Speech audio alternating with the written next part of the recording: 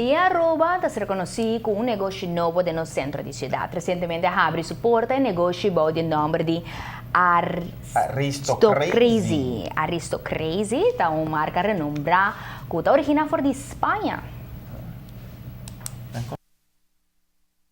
Aristocracia cresce na 2000, ou nasce na 2010.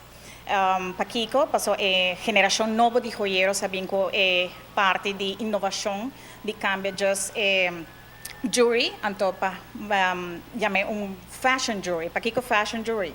Mas nós estamos com o mercado, o mundo está avançado, vai assim ele que tudo custa, nós estamos chamando consumismo, então ora na Bisawel, vão criar algo inovativo, algo que a gente te gusta, algo que cambia, então ora na vinco ideia de aristocracia. Então mané bo dia a dia, bo normal lifestyle, então não incorporado em desenho.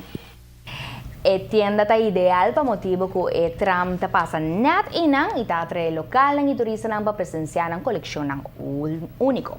O primeiro-ministro está contento de admirar que o inversionista está mirando o cambio que está tomando lugar no centro da cidade e mais leu ainda está compartir a visão do governo de Aruba para seguir invertindo nos Caia Grande. Seguro que sim.